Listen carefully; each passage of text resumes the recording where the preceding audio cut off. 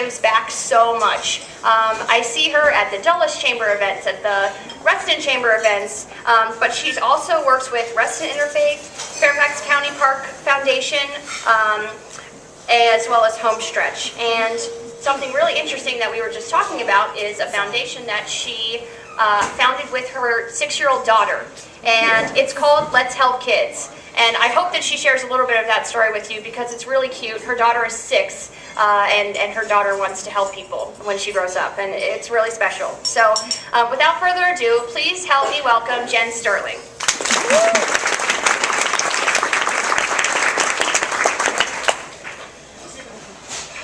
Okay. So I have attended 3 or 4 of these, and the women, they're fabulous. I mean, I'm always inspired by them. They talk about the amazing things they've done and the amazing places they've gone with their business. And it's not just our successes. And every time I've come, I think, wow, you know, this is amazing, and I could be like that, but oh, I've got this, and I've got this, and I've got this. I just know I couldn't be like them. And I realized I didn't want everybody feeling like that, and I didn't want new people coming into business feeling like that. So I decided today to talk about the fact that it's not just our successes, but also our failures, and sometimes even more so, that shape who we are.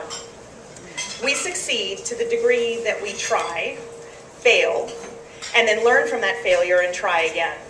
And I'm going to tell you a story today, which may sound a little familiar, because it may reflect a bit of your story. As I said, I remember being in awe of the leaders in my industry. When I was in school, I would go on studio tours, and I would read articles and see all the amazing designs that they've created. And then the same thing happened to me when I went into the commercial world, and I met all of you, and I was thinking, gosh, these are amazing entrepreneurs, and look at all the things they've been able to do. Nothing ever seems to get in your way. You think you can be invincible. And I know in the beginning that my awe of them and of you really held me back. It made me feel like I can't be good enough to do those things. How could I achieve what you had? How could I even get a portion of it? I had a really huge fear of failure. I remember a conversation that I had sitting on a park bench in DC. I was early into my first company, and I was panicking. How could I become successful?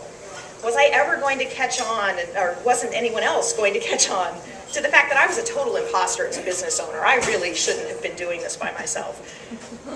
My sister sat with me that day. She verbally painted pictures for me of what success would look like. She told me about the clients I would serve and about the impact I would have on them. And then she also talked of the company helicopter and the building with the logo spinning on the top. By believing in me, she helped me to believe in myself. That period of self-doubt and that fear of failure was one of many. Sometimes there's someone that's there to goose me along. Other times I'm able to see it myself. But then there are the times where I make a mistake. And do notice I say make, not made. This happens all the time. I think with all successful entrepreneurs, I have now learned that mistakes are a regular way of being. These mistakes or failures are based in fear, doubt, or a lack of knowledge. Occasionally they occur because I'm moving too fast to pay adequate attention. Here are the top 5 failures that came to mind as I prepared for today. I know there are a lot more, but I figured 5 was enough flogging for one day. Mistake number 1, not spending wisely. Debt's a slippery slope. It follows you for a long time, and often after the original benefit of the purchase has worn off.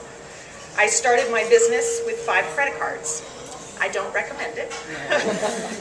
Paid them off pretty close, but then we grew and expanded, and I used the credit cards, and then I paid them off again, mostly. But then we had to move suddenly, so I had to merge and expand and do some more, and then I started to pay it down, and then I had to buy out a partner, and then I started to pay it down, and each time it just kept getting a little bigger and a little bigger, and you know, you get the picture. Something always came up that prevented me from paying down that debt in full. All of the situations were perfectly justifiable, but the interest kept accruing just the same. So my lesson learned here is spend within your cash flow. Credit should only be used for emergencies and strategically planned growth.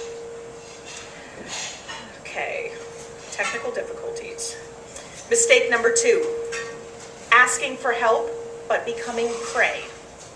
Once you ask for help, you cannot abdicate responsibility. 2 years ago, I brought partners into my previous business. We were going to grow the company even bigger and better. We had different strengths, different personalities, but together we were going to be the perfect recipe. Then I took my eye off the ball.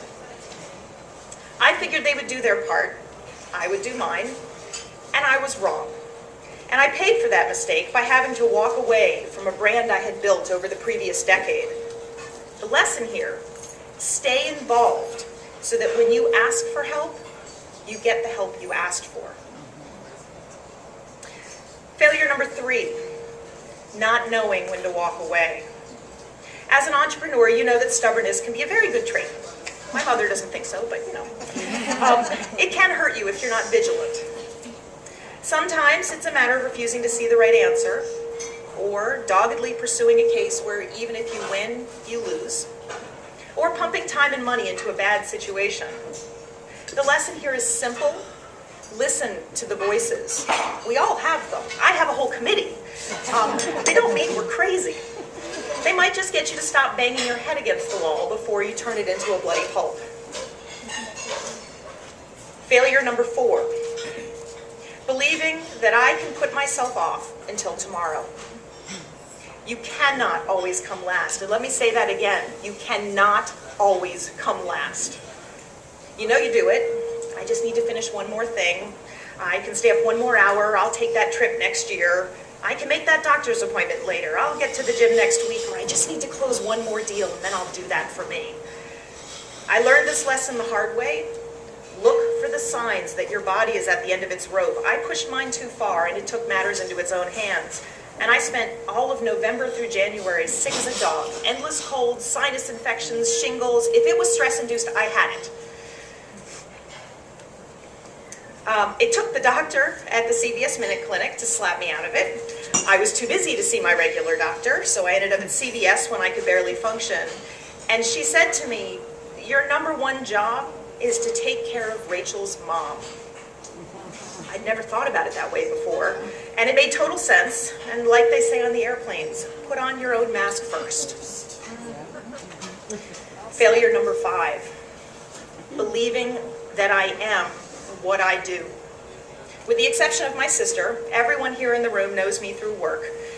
You're a client, a vendor, a partner, we've served on a board together, or we've met through networking. I've spent many years, so many years, being my company, that I got lost in the process. Every blood cell in my body was stamped Hinge. Anytime I had doubts about where the company was going, I would panic. You know, if I wasn't Hinge, who was I? The panic and fear prevented me from thinking clearly and acting faster. So this last lesson is learn who you are as an individual.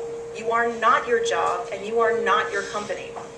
I can tell you from direct and recent experience that while this was the hardest lesson for me to learn, it was also the most rewarding. I am almost completely unhinged now, and I am loving it.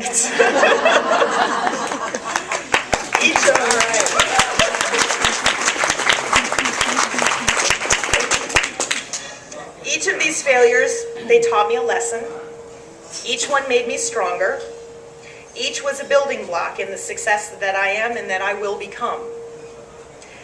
At one time or another, we have or will have an experience of failure. No one's exempt from this. But how we deal with our failures and what we do with following our failures is what makes us who we are and what defines our character. It is important for all women to know that these failures happen, that we are not perfect as entrepreneurs. I'm not ashamed of these mistakes, and neither should you be of yours. Share your failures so that all of us can learn from them. Share them so that young women coming up behind you do not start their careers needing that talk on the park bench and wondering how they could ever possibly be like you. Imagine instead a world where they would know that with a little persistence, a little luck, and a lot of balls, they can do it too.